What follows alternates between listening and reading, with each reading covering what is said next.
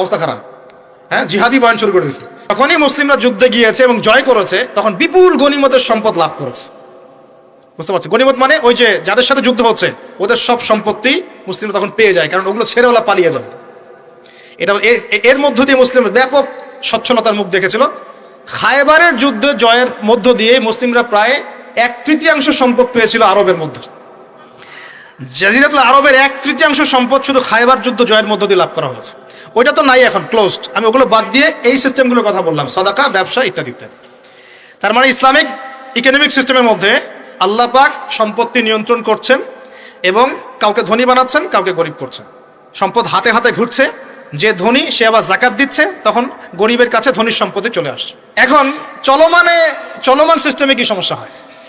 যখন আপনি ব্যবসাটাকে গুটিয়ে নিয়ে সুদটাকে প্রাধান্য দিচ্ছেন, মানে সুদের মধ্যে কি লাভ লস দুটা রিস্ক আছে, ঝুঁকি আছে কোনো?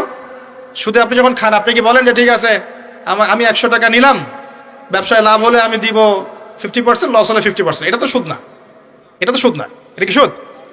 যখন আপনি বলেন যে আমি 100 দিয়েছি, আমাকে 110 দেওয়া লাগবে, 100 দিয়েছি আমাকে 110ই দেওয়া লাগবে, আপনি তো লসের রিস্ক নিবেন না? নিবেন? সুদখোর কি লসের ঝুঁকি নিবে নাকি লাভের শর্তে টাকা দিবে? এখন যখন আপনি লাভ লসের ঝুঁকি নিচ্ছেন না, তখন একজন লাভ করা একজন লস করার কোনো সিস্টেম বাজারে থাকছে না। তখন সম্পদ ধনিক শ্রেণীর হাতে পুঞ্জীভূত হচ্ছে, তারা আস্তে আস্তে ধনী হতে থাকবে, গরিবরা আস্তে আস্তে গরিব হতে থাকবে। এরও উপরে যখন সে আবার জাকাত দিবে না, তখন ওই সম্পদ আবার গরিবের কাছেও ফিরে আসবে না। এভাবে সুদের মধ্য দিয়ে সম্পদ সংকীর্ণ হয়ে যায়, একদম একটা মার্কেট, সমাজ, রাষ্ট্র মেসাকার অবস্থা হয়, দেউলিয়া হয়ে চলে যাবে। একটা করে কথা বলেছিলাম, ফলেছিল কি অর্থনীতির কথাগুলো? পাকিস্তানের কথা ফলেছে? পাকিস্তানের সামনে আরো ভয়াবহ পরিণতি আছে। আর এগুলো থেকে শিক্ষা না নিতে পারলে আমাদের সামনে ক্ষতি আছে। এগুলো বলবেই বাকে, বোঝাবেই বাকে। আর আল্লাহ পাক আমাদের কথা গ্রহণ করার মানসিকতা দান করুন। কমপক্ষে কথাগুলো শুনে একটু যাচাই করার তৌফিক আল্লাহ দান করুন। যাচাই করার পর যদি দেখা যায় যে হ্যাঁ ঠিকই বলেছে ছেলেটা, বা কিছুটা হলেও ঠিক বলেছে, ওইটুকু অন্তত গ্রহণ করার তৌফিক আল্লাহ দান করুন। একবারে যদি নেগলেক্ট করে দূর এইসব কথা শোনারই দরকার নাই, তাহলে তার কিছু হইল না। সমস্যা নাই, আমাদের কাজ কি? ফাযাক্কির ইন্নামা আনতা মুযাক্কির। আল্লাহ পাক আল্লাহর দ্বীনের দায়ীদের দায়িত্ব দিয়েছেন, তোমরা উপদেশ দিবে, তোমরা শুধু উপদেশদাতা। লাস্তা আলাইহিম বিমুসাইতির।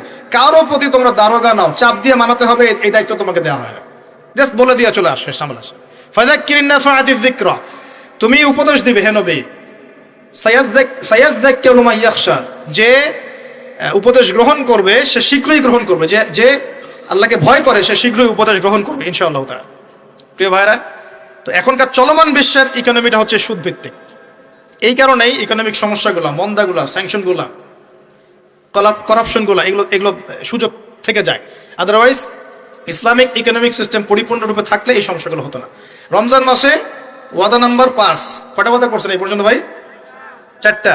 ওয়াদা নাম্বার 5 হচ্ছে রমজান মাসে যার যার জাকাত ফরজ হয়, জাকাত অবশ্যই জাকাত আদায় করে দিবেন ইনশাআল্লাহ। করবেন কি না? আপনারা কি মনে করেন যে নামাজই খালি ফরজ, জাকাত ফরজ না? জাকাত ফরজ না? যে কেউ যদি মনে করে নামাজ ফরজ জাকাত ফরজ না, সে ব্যক্তি কাফের। হ্যাঁ, আমার ফতোয়া না, যে কোনো আলেমকে জিজ্ঞাসা করেন না, যে কোনো মাযহাবের আলেমকে জিজ্ঞাসা করেন, যে কোনো মাযহাবে। মান ফাররাকা বাইনা সলাতি ওয়াজ যাকাত। যে ব্যক্তি সালাত এবং যাকাতের মধ্যে পার্থক্য করে সে ব্যক্তি মুসলিম মিল্লাত থেকে খারিজ হয়ে যাবে। আবু বকর সিদ্দিক রাদিয়াল্লাহু আনহুর যুগে কিছু মানুষ যাকাত দিত না, দিতে চায় নাই। আবু বকর সিদ্দিকের মতো নরম মানুষ না মনে হয়, নরম মানুষ, নামাজে দাঁড়ালেই ঝরঝর করে কান্না শুরু করেন, নরম মনের মানুষ, তিনি যাকাত অস্বীকারীদের বিরুদ্ধে যুদ্ধ করলেন। ইতিহাস পড়ে দেখেন। তারপরে তারা ভয়ে যাকাত দেওয়া শুরু করলো। একজনের বিরুদ্ধে অ্যাকশন নেওয়া হয়েছে, বাকিরা ভয়ে যাকাত দেওয়া শুরু করেছে। রাষ্ট্রীয় কোষাগার সমৃদ্ধ হলো। মুসলিমরা কি ওই সময় সুদের মধ্য দিয়ে রাষ্ট্রীয় কোষাগার বৃদ্ধি করত? যাকাত ছিল, গনিমত ছিল, সাদাকা ছিল, ব্যবসা ছিল, কৃষি ছিল, এইগুলোর মধ্য দিয়ে তারা সমৃদ্ধ হতো। আর এই সমৃদ্ধি দিয়ে আমরা প্রায় 1200 বছর বিশ্ব শাসন করেছি। কত বছর? 1200 বছর আমরা বিশ্ব শাসন করেছি। আর এখন আমাদেরকে চাইতে হয়, লোন দেন, এই করেন, সেই করেন। আমাদেরকে নিচের হাত হইতে হয়েছে, নিচের হাত। কি লজ্জা আমাদেরকে নিচের হাত হতে হয়েছে, ওরা এখন উপরের হাত।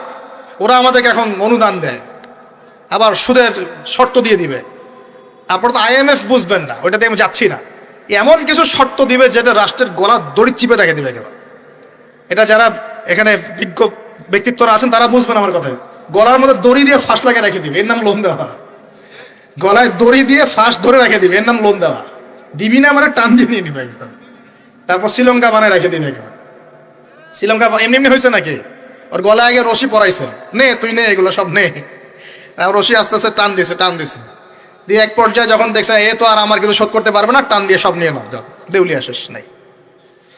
শিক্ষা বিশ্ব বুঝতে হবে কোরআন সুন্নাহ আল্লাহ পাক শুধু এই যে ঝাড়ফুঁক করার জন্য আর তাবিজ করার জন্য, হ্যাঁ, শুধু বরকত নেওয়ার জন্যই নাজিল করেন নাই। কোরআন এবং সুন্নাহ আল্লাহ পাক নাজিল করেছেন যাতে কোরআন সুন্নাহ দিয়ে আমরা চলমান সমাজের বিশ্বের সমস্ত সমস্যাগুলোর সমাধান খুঁজে বের করতে পারি। না কি মনে হয় আপনাদের? এই জন্য আল্লাহ নাজিল করেন নাই? আমি একটা আয়াত বলি তাহলে বুঝবেন। আল্লাহ বলছেন সূরা নাহল আয়াত নাম্বার 89, সূরা নাহল আয়াত নাম্বার 89 89 আল্লাহ পাক বলছেন বিসমিল্লাহির রহমানির রহিম, ওয়া নাযালনা আলাইকাল কিতাব